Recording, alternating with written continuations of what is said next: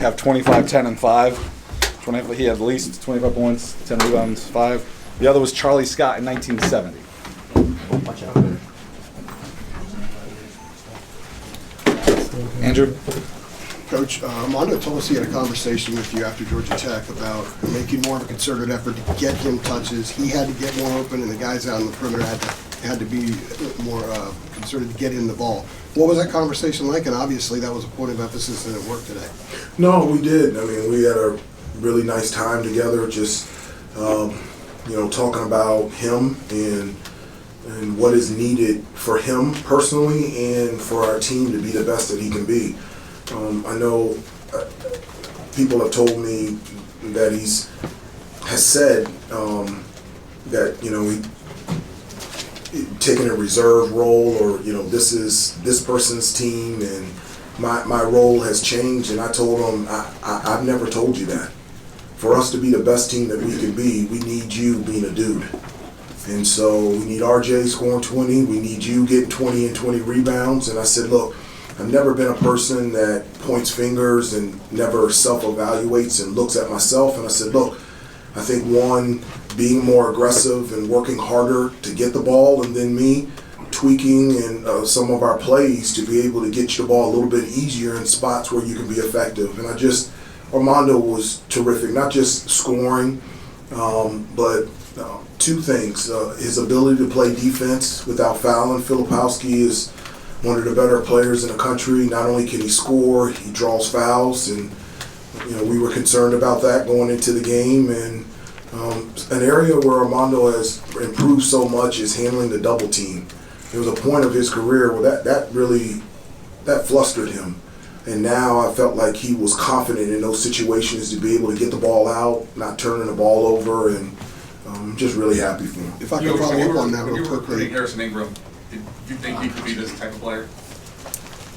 I thought he could be really good. That's Harrison. His game with that size and that versatility to be able to play multiple positions helps us defensively and rebounding. It helps us on the offensive end, being able to post him up, shoot from three. He can bring up the ball in transition. And his personality, as I said to you guys before, just brightens the room as soon as he comes into it. So, he's just, our guys just love and enjoy being around him. And so I'm just so glad he's at Carolina. Hang on one second. Andrew had a follow-up. Go ahead. Follow-up to you, Armando. How important was it that he got going early and the stuff that you guys had talked about worked and sort of everything else sort of fell into place around it? Well, I thought it was important for him to get off to a good start, and he was able to do that, and I felt like that gave him confidence to be able to be a force and effective on the offensive end. When he's dominant down low in a post like that just opens everything up for us. It gives us space to drive and to penetrate and get to the basket.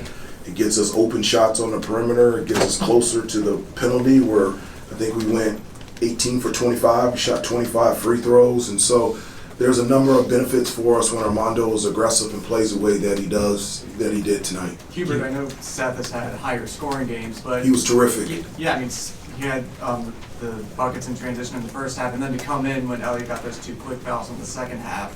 I mean, what can you say about the performance that he had? Well, that's all on Seth. One of the things that he has talked about is, he was getting to the basket and struggling finishing.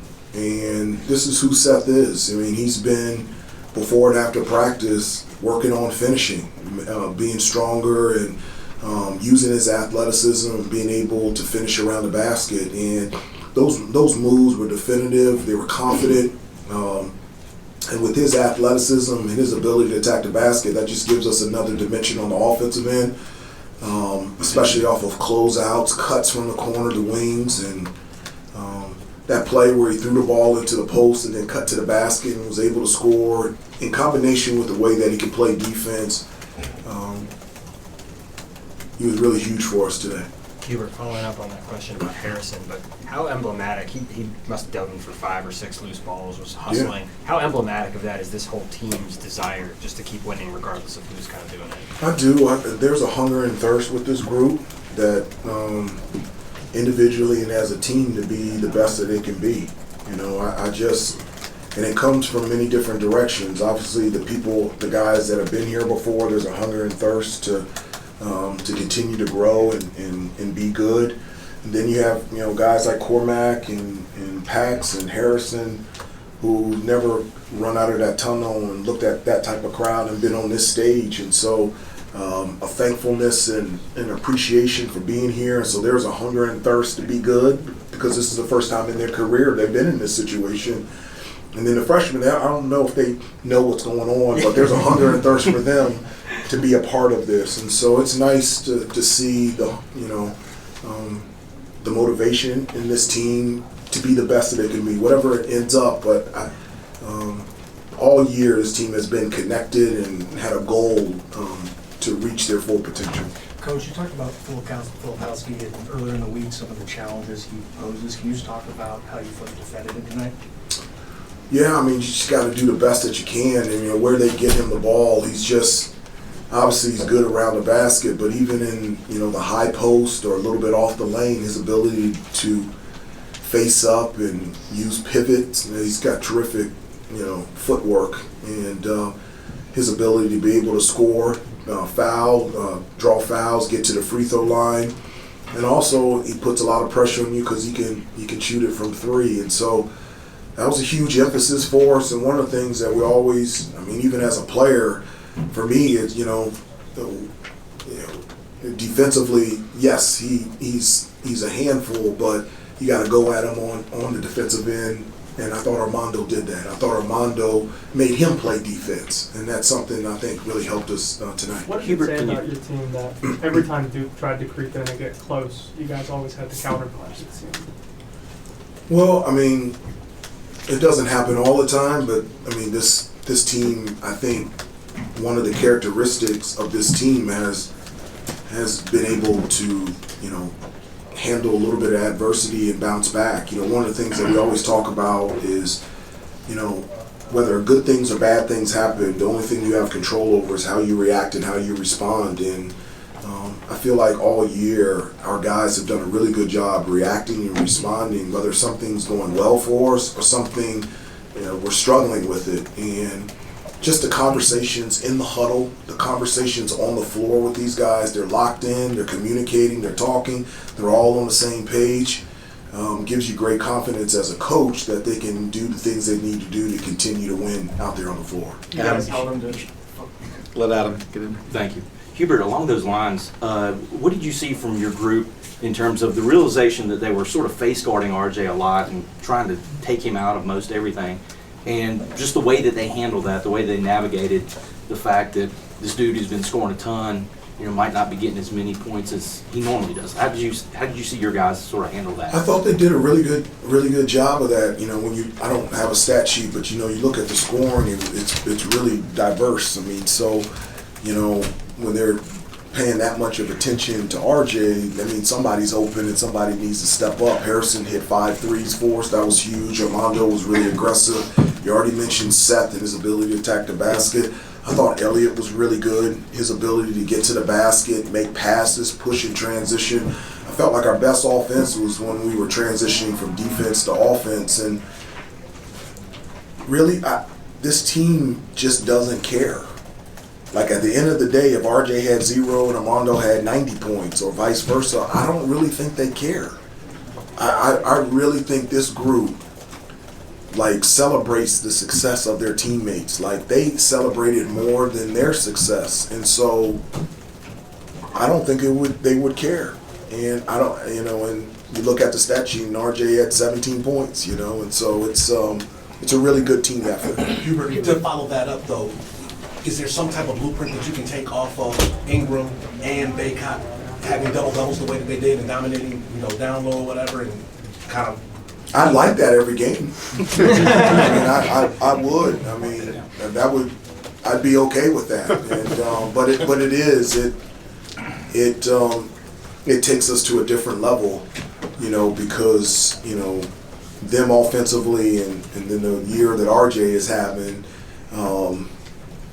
That makes it very difficult from an offensive standpoint for teams to stop us. And, those threes by Harrison were huge for us. Take a couple more, please. Hubert, how'd you feel about the pace y'all played with it? I did. Seemed to affect. Oh no, it was good. It was good. In the first half, I'll give you an example. They made a basket and boom, we got a layup. I mean, and I told the guys, I said, that's the pace I want. I said, I think we can go faster. And that was the perfect example of that's the way we want to play. I mean, whether it's a made basket, miss, turnover, out of timeout, free throw, let's go. And I felt like the way that we transitioned from defense to offense has been a strength of us all year. That's why defending and rebound is so huge for us. If we defend and rebound, that means we get to have some fun and we get to go and transition. And so I think the guys are every day starting to understand that, and starting to buy into defending and rebounding, because then they get to run and get to score. But I thought our pace was good. Hubert, going back to Armando real quick, it sounds like that meeting was your idea. And how much could you tell maybe that things have been weighing on him for a bit?